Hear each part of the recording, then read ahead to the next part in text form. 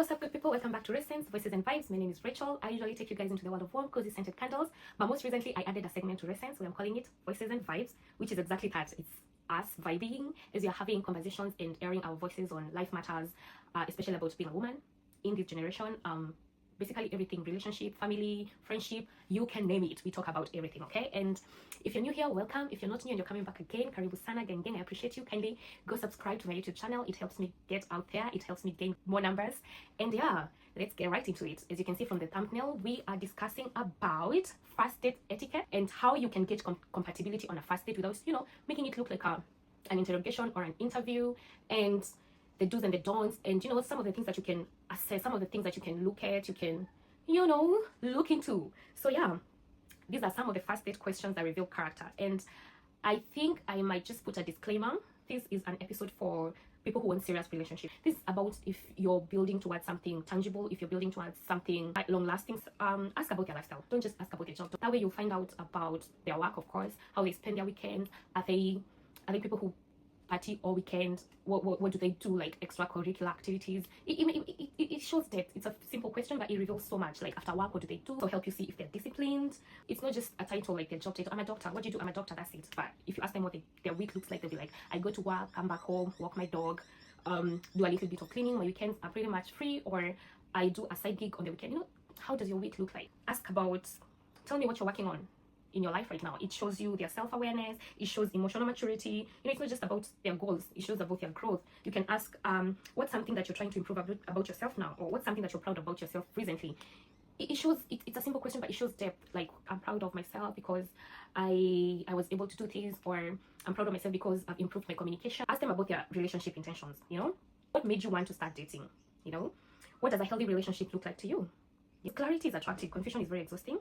And if they say something like, I'm just seeing where it goes, I just want to see where, I'm just here to have a bit of fun and we're gonna see where it goes, best believe them. Okay, ask about their values without asking about their values. Like, what's something you'd never compromise on family? I'd never compromise on loyalty. I'd never compromise on, things that will help you see what kind of a person they are. Ask what kind of environment were you brought up in. It will show you their family background. It will show you what kind of upbringing they had. You will learn their family orientation, their beliefs, their emotional patterns, why they might be the way they are. If their parent left early, if their parent died, if they have a deceased sibling, that would make you see what kind of a person they are. Another good question would be, how do you handle conflict? Ask something like, are you more the type to talk things out or immediately, or do you like to take space? So that will make you see if they are avoidant, reactive, or communicative. Because if someone says, I need a little bit of space and then we can come again and talk, or someone is like, I'm one who confronts things head on, you're going to understand what kind of a person they are. Ask something like, what's something small that makes your day? It could be, I love it when my partner gets my favorite drink when I get home from work and I've had a bad day. I love just binging on movies when I get home. I love, like, what's your comfort show? They'll be like, I love Bridgerton, or I love Lucifer. I love you. You'll get so much from little questions like those. Or something like, what's your biggest irrational fear? They'll be like, I fear scorpions, or I fear losing my loved ones. I fear losing my job. I fear going broke. Small question that reveal a lot of depth. And the other thing that you can do on your first date is, you're there to assess. In my early 20s, I thought first dates were about, going there to perform, going there to impress. But first dates are about assessing. They're about, looking at this person and seeing if you guys are aligned, if you guys could move forward. Yeah, they're about you going to see if this other person is someone you can get into a relationship with, someone you can continue with. And I'm so glad, because back then it was the ghetto. But now I go there with my authentic self. I go there to assess, basically. Some of the things that you can be keen and observant on your first dates are, just assess how he talks about other people, like his family, his ex, his friends. Because the way someone talks about other people when they're not there is exactly how he's gonna talk about you when you're not there. Is, how does he bring up those conversations about his ex? Is he defensive? Is he like avoidant about it? Is how he treats people who cannot benefit him. People like waiters, people like watchmen. His tone when talking to these people, his attitude, especially when things don't go as planned, like if the waiter gets the order wrong, or if you guys don't get parking, things like those. His tone, how he talks to these people. Be observant about how he asks you questions and how he listens. Is he actively listening? Does he follow up? Does he remember details? Does he interrupt? Attention is just a form of basic respect. And you might tell this person, I have a kid, and then later on he'll be like, do you have kids? And then you'll be like, are you even paying attention? Is your attention fully here? Something else you can be observant about is his consistency between words and energy. Like, does he have eye contact? He or she, actually, are they matching their compliments? Is their body language open? Does the energy feel safe or performative? Because some people will be like talking to you, but they're not even looking at you. They're, you know, you look cute, you look good, but they're just looking at other people. Do they respect boundaries naturally? Yeah, are they pushing? Are they making like subtle sex jokes? Are they testing your limits? You know, subtle sex jokes, like, you know, it's a first date and they're already saying, maybe we can go home and, you know, finish this thing. And you'll be like, no, but they're still pushing. They're like, but we can go home, you know, my house is not far from here.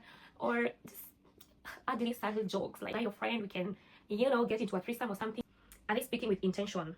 You know, are they clear about what they want? Are they clear about dating? If you are, the same thing I said earlier on, like, if they're saying something vague like, you know, I'm just here to have a good time, I just want to see where this goes, girl, confusion isn't mysterious. It's a big warning. And you know what, take the lead and run with it. All right, is he confident in what he says? Like, if he says, I really want this, I want a relationship, is he confident, or he's just saying just for the sake, just to see if he, you know, he can push your buttons a little bit and maybe get away with sex?